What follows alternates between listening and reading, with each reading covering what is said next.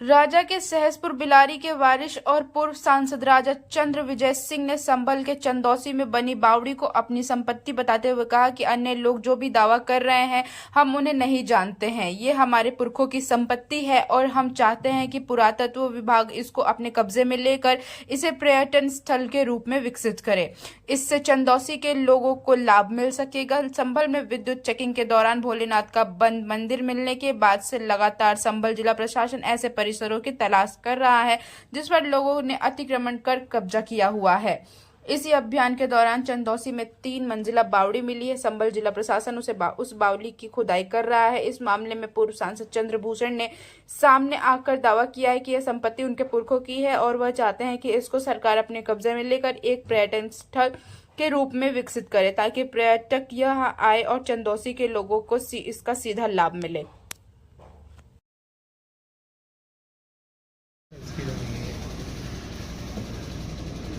किस संबंध में आज प्रेस कॉन्फ्रेंस रखी है आपने?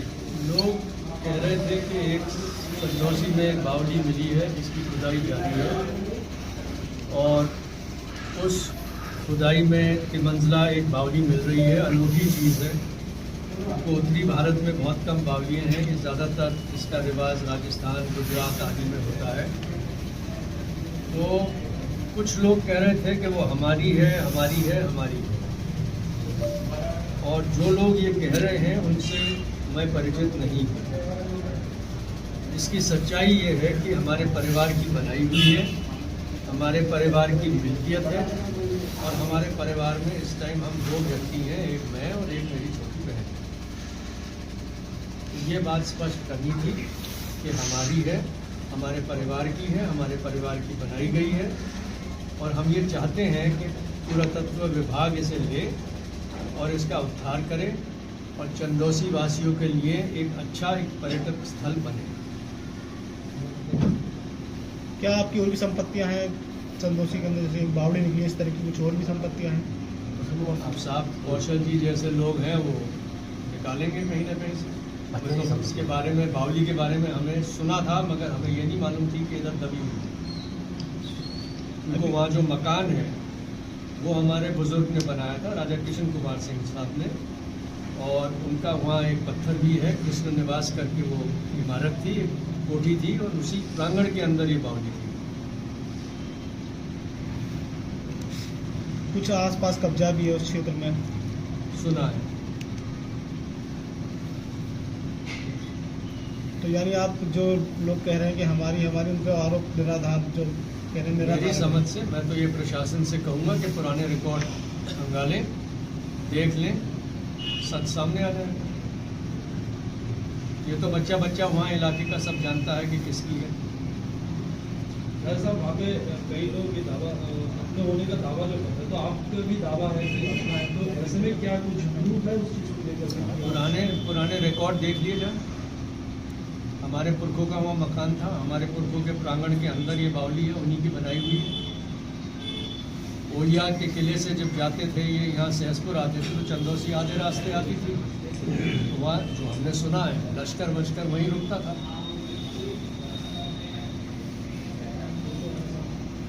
कुछ प्रमाण भी है आपके पास में इसके बारे में बताएं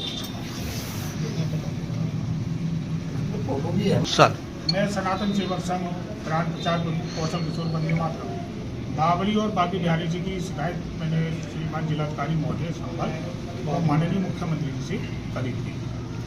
तो हमें जैसे जैसे पता चलता गया तो जो वो हम बता रहे थे कि रानी सुरेंद्रवाला की है और 1870 की है, हमने भी ये बताई थी। लेकिन त्यों बावड़ी अंदर खुद रही है, उसके गर्भ में हमें जाने से पता चला और हमने इस बावड़ी की खोज भी करी लोगों से पूछ कर और जो पुराने बुजुर्ग हैं कुछ किताबों के माध्यम से।